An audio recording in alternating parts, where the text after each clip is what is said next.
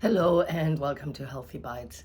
Today I'm going to talk a little bit about the difference of using herbs individually, because when you go to the health food store, the majority of the herbs and supplements that you find on the shelves are actually single herb remedies. You find ashwagandha, you find ginger, you find peppermint, like it's usually one herb. In Eastern medicine, we use formula writing. So we rarely use one herb. We usually use at least 3 herbs. A lot of times the formulas are anywhere between 5 and 13, sometimes up to 17 herbs. So there's a difference between using herbs individually and using herbs as a formula. In general, I found that Western medicine or Western herbology looks more at single herbs, whereas when you look at the Eastern traditions, it's more formulas. One of the reasons for that is that in China, they kept records. So we have written records of all these formulas. So the wisdom of the elders has not gotten lost. Like there's texts that show that. The issue with Western herbology is that the wisdom was carried by women. And the women who were the gifted healers, the women who knew about how to magically do the alchemy of creating herbal formulas, they were burned at the stake or drowned in rivers as witches. So while the Eastern traditions of formula writing were documented over the millennia, in the Western herbology, there was like a huge dip where a lot of the carriers of wisdom were simply killed because they scared them in at the time back then. So when you look at single herbs or also single supplementations like single vitamins like zinc, you're using a very focused approach. You say, this is the one thing that is wrong with my body, and this is the one herb or the one mineral that I'm going to take to feel better. Like, for example, I'm tired a lot, so I'm going to take ginseng, and now I'm going to have energy again. Or, oops, I'm coming down with a cold, I'm going to take some zinc, and then I'm going to be good again. While these approaches usually give really good short-term results because you have one powerful focus on one thing, what is forgotten is that every one thing we're trying to treat is not one thing in isolation. It is one thing that is connected to so many other factors. It's connected to the constitution of the person. Like a cold is not always the same cold. It's in Chinese medicine, we have wind heat and wind cold. They both present in what we call the typical cold, but the symptoms vary lightly, and that means they need different treatments and different herbs. And just one herb that attacks this cold as a generic issue will not be able to address all the little intricacies that come with the presentation of the whole. So when we do these formulas, we look at the constitution, we look at the presentation of the symptoms, which tell us more specifically which herbs would be better. For somebody who is cold a lot, like where the cold is more than the fever, something based on cinnamon may be better because cinnamon is warm. Whereas somebody who has a really high fever and the chills are secondary is more heat-based. So in that case, you could go for something like peppermint and chrysanthemum or honeysuckle flowers, which are generally colder, and they address the nuances better, which means that rather than pushing the body out of harm's way for a minute just for it to come back in, we're kind of guiding it around the issues.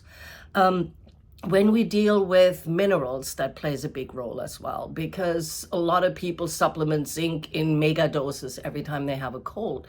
But what they don't realize is that minerals never work on their own. So zinc and copper and selenium are in a dance with each other. And taking too much of zinc can come at the risk of depleting copper and selenium because of the extra supplementation.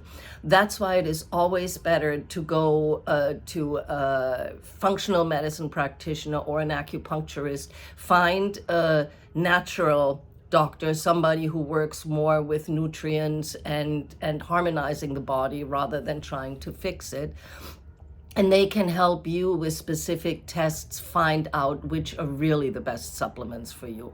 I know when we are fearful, we think, let's get the highest dose of zinc and do that so we can knock it out. But we have to understand that the action the knockout that we are throwing at our body for one thing will knock a whole bunch of other components out of whack.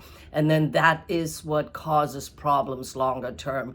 That is what can lead to colds becoming recurrent. That can lead to the immune function being weakened.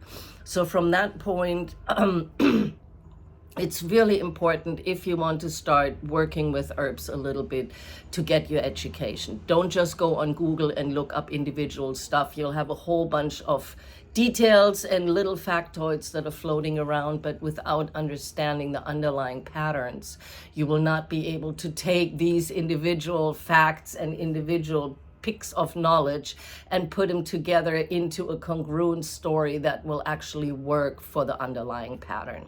For example, in Chinese medicine, most formulas will have herbs in them that help with digestion. Herbs that work for viruses and bacteria are usually cold and bitter, and they're hard to digest. And if something is hard to digest, it can weaken digestion. And then it doesn't matter how much immune boosting function something has. If the overall formula weakens the body, then the immune function will eventually get weakened as well. In Chinese medicine, for example, many formulas contain ginger simply because ginger warms the digestion and can prevent some of the damage that the powerful herbs that work on the viral part or the bacterial part of the presentation come with.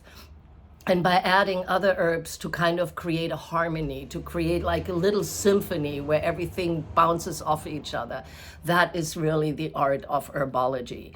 So I'm trying to give you little tips and information on all the different factoids and herbs that we have learned, but I highly recommend to take some classes on herbology, on creating formulas, see what you can find, work with an acupuncturist. It's really worth spending a little bit of time and going into depth and actually being taught by somebody who knows what they're doing and not just run and look everything up on Google. Yes, you can find and get a lot of information through AI, but AI is not a doctor, and AI didn't have the training that most doctors or herbalists had. So if you're interested in learning more, other than, of course, following my channel and seeing what I bring out, I'm trying to bring as much education to people as possible. But look around. If they have classes at community colleges, they're usually not that expensive. College is not always to try to get a degree and the perfect scores. Sometimes it's just a really good opportunity to go and learn, no matter how good or bad your grades are. And there's no need to enroll in a complete program just to take a few classes of interest. Thank you for joining me today, and have a good rest of your day.